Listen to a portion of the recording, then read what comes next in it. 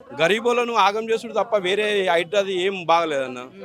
ఒక్కొక్కరు ఒక్కొక్క ఊళ్ళో ఎంత ల్యాండ్ పోతే అది అమ్ముకొని వచ్చి ఈడ కొనుక్కొని కట్టుకొని వాళ్ళు ఉన్నారు. ఊరికి పోతే ఆ ల్యాండ్ లేకుండా అవుతుంది, వీడికి వస్తే ఈ జాగా లేకుండా అవుతుంది. ఆ విధంగా చేస్తుంది హైడ్రా. హైడ్రా ప్రజలకు మంచి చేస్తుందంట. ప్రజలకు మంచి చేస్తుందా, ఇప్పుడు ఖరాబ్ చేస్తుందా కనిపిస్తలేదా? పెద్ద పెద్ద ఆక్రమించినప్పుడు ఇప్పుడు రిజిస్ట్రేషన్ చేసింది, మొత్తం రిజిస్ట్రేషన్ అయింది కదా, పర్మిషన్ ఇచ్చింది ఎవరు? గవర్నమెంట్ కదా. అప్పుడే పర్మిషన్ ఇవ్వకపోతే ఇక్కడ ఇది కట్టడాలు ఆగిపోవు కదా. ఈ విధంగా ఉంది. ఇప్పుడు అప్పుడు పర్మిషన్ ఇచ్చుడు ఏంది, ఇప్పుడు వచ్చి కూలగొట్టుడు ఏంది? మరి ఏం చెప్తారు ఈ విషయంలో హైడ్రాకు? హైడ్రాకి ఏం చెప్తామంటే ఎవరు బడాబాబులు అయితే ఎక్కడ ఉంటారో ఒక్కొక్కరు 10 ఎకరాలు ఇట్లా కబ్జాలు చేసిన వాళ్ళంటే వాడండి 10 50 గాలు 60 గాలు కొనుక్కొని కట్టుకున్న వాళ్ళ దాన్ని విడిచిపెట్టాలి. అది అనేది హైడ్రాకు. అన్న ఇక్కడ మీది ఇక్కడనేనా ప్రాపర్? మాది ఇక్కడ కూకట్పల్లి. ఈ ఎన్ని సంవత్సరాల నుంచి జ్యూసులు ఇక్కడ ఇవన్నీ బిజినెస్ నడుస్తున్నాయి? ఇవి ఇంచుమించి ఒక 20 సంవత్సరాల నుంచి అయితే మేము బచ్పన్ నుంచి ఇక్కడనే ఉన్నాం. ఇదే నడుస్తున్నది. సేమ్ ఇలానే ఉందా లేక ఈ మధ్య కబ్జా అయింది ఇదంతా? కబ్జా ఇప్పుడు ఏం కాలేదండి. ఇది ఇప్పుడు ఒక 20 సంవత్సరాలు ఇది ఎలా ఉంది అట్లనే ఉంది.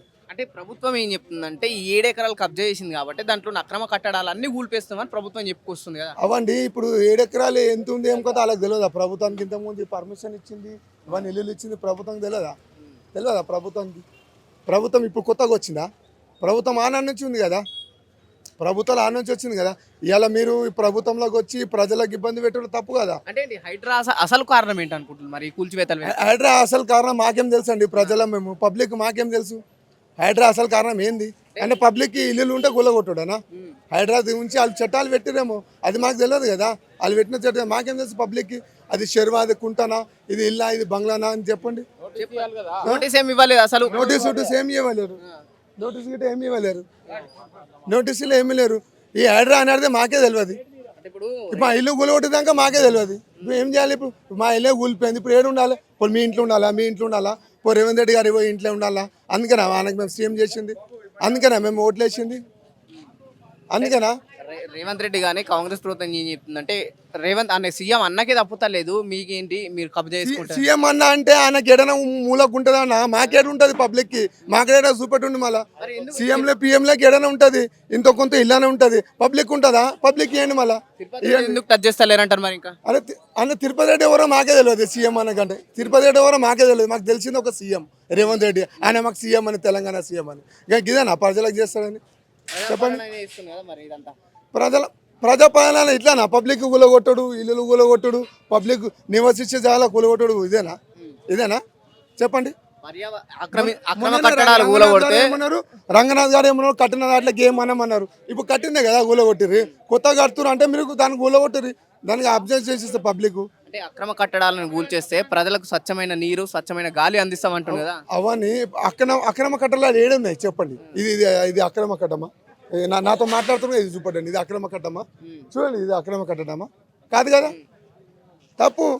ఏం చెప్తారు ప్రభుత్వానికి? ఏం చెప్తారు ఈ విషయం? ప్రభుత్వానికి ఈ హైడ్రా ఆపాలి, ఈ హైడ్రా ఆపండి, లేకుంటే ప్రజలు మొత్తం తిరగబడతారు. మీకు అసెంబ్లీ ముట్టడిస్తారు, మీకు కాన్వాల్ ముట్టడిస్తారు. ఎంతమంది ఈ హైడ్రా కింద బాధితులు ఉన్నారో అంతమంది కంపల్సరీ ప్రజలు తిరగబడతారు. అది రోజు వస్తుంది, కంపల్సరీ వస్తుంది. ఇప్పటికైనా అధికారులు వచ్చి మాట్లాడాలి, కింది స్థాయి అధికారులు ఎలా ఏంటి అని. కింది స్థాయి అధికారులు పెద్ద స్థాయి అధికారులు మాట్లాడగానే పబ్లిక్ మాత్రం తిరగబడుతుంది. ఈ ఎంతమంది కూలగొట్టిన అయితే ఎప్పుడైతే రోడ్డు మీదకి రాక తప్పదు. అదే రోడ్డు మీద వేసేసారు, అదే రోడ్డు మీద వచ్చి మీ ఇంటికాడ వచ్చి కూస్తారు, ఇంకేం చేస్తారు? ఇది ప్రజాపాలన కాదు, హింస పాలన. ప్రజలు తృప్తిగా పక్క రూమ్కి సెట్ చేసిన తర్వాత, పంపించిన తర్వాత, వీళ్ళకు అడ్జస్ట్మెంట్ చేసిన తర్వాత ఇది గులగొట్టాలి. ఫస్ట్ ఆ హోల్ సిటీ నుంచి మొత్తం గులగొట్టుకుంటూ వచ్చి ఇక్కడ గులగొట్టమని చెప్పు.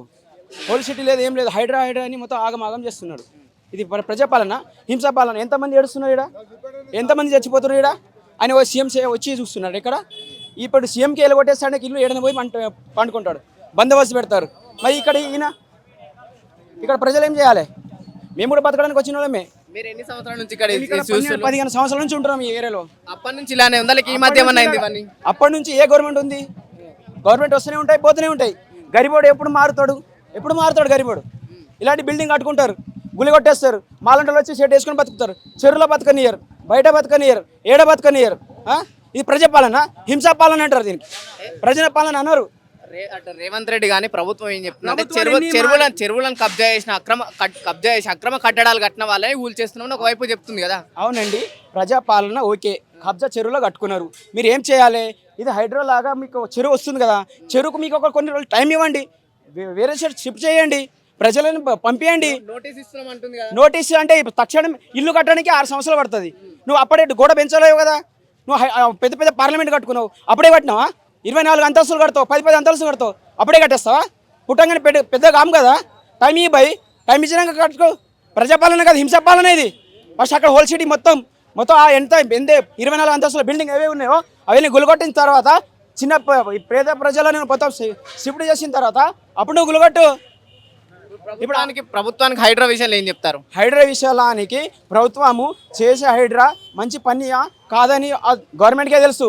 బట్ ప్రజలు ఇబ్బంది పడుతున్నారు కాబట్టి ఇక్కడ వచ్చి ఎడిచే వాళ్ళు, బీదలు ఉన్నారు, అప్పులు తెచ్చిన వాళ్ళు అదంతా ఎలా ఏడుస్తున్నారో బాధ వచ్చి కళ్ళతో చూస్తే అర్థమవుతుంది. ఇప్పుడు నాకు ఒకటే ఇల్లు ఉంటుంది, నేను దాంట్లో ఉంటా, నాకు ఏదీ లేదు, ఇల్లు లేదు, పొలం లేదు, రేషన్ కార్డు ఏమీ లేదు. అలాంటి వాళ్ళు ఎలా బతకాలి?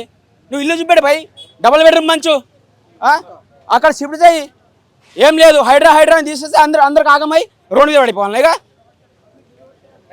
ఇది పరిస్థితి. మనం ఏదైతే కుకట్పల్లిలోని నల్ల చెరువు కబ్జా చేసిన చెప్పేసి ప్రభుత్వం పూర్తిగా ఇక్కడ ఏదైతే ఈ బిజినెస్ సంబంధించిన చిన్న బిజినెస్ సంబంధించిన అన్ని పూర్తి స్థాయిలో కూల్చేయడం జరిగింది. అంటే గతంలో మొత్తం నల్ల చెరువు బఫర్ జోన్లో FTLలో ఉన్నాయన్నీ కూల్చేసింది. ఎందుకంటే ఈ మధ్య కోర్టు ఆర్డర్ వల్ల ఈ నివాసిత ఎవరైతే దాంట్లో ఇంట్లో నివాసం ఉంటున్న వాళ్ళే తప్పించి మిగతా చిన్న బిజినెస్లు కానీ ఎవరైతే షెడ్లు వేసుకొని ఇంకా ఆక్రమించిన వాళ్ళని అందరూ కూల్చేస్తామని చెప్పేసి ప్రభుత్వం చెప్పింది. ఇక్కడ కూడా ఆ కుకట్పల్లిలో నల్ల చెరువులో కూడా అదే విషయం జరిగింది. ఈరోజు పొద్దున 5 గంటలకు వచ్చేసి ఎవరు కూడా నోటీసులు లేవు, ఇన్ఫర్మేషన్ లేకుండా పూర్తి స్థాయిలో కూల్చేయడం వల్ల ఇక్కడ ఉన్న ఏదైతే చిన్న చిరు వ్యాపారులు పూర్తిగా నష్టపోయిందని చెప్పేసి ఇక్కడ బాధితులు ఆందోళన వ్యక్తం చేస్తున్నారు. మనం ఇంకొన్ని విజువల్స్ కూడా ఎక్కడ చూసినా ఆ విజువల్స్ మనకు కనిపిస్తూ ఉన్నాయి. ఇక్కడ 4-5 పూర్తిగా 16 షెడ్లని ధ్వంసం చేసింది హైడ్రా అని చెప్పేసి అంటున్నారు. కానీ హైడ్రా కేవలం పేదవాళ్ళకే వర్తిస్తుందా, ఉన్న వాళ్ళకు కూడా వర్తిస్తా, రాజకీయ నాయకులకు కూడా వర్తిస్తా అని కూడా ఇక్కడ ప్రజలు క్వశ్చన్ చేసే పరిస్థితి మనం చూస్తున్నాం. కెమెరామ్యాన్ సురేందర్తో పవన్, మిర్రర్ టీవీ, హైదరాబాద్.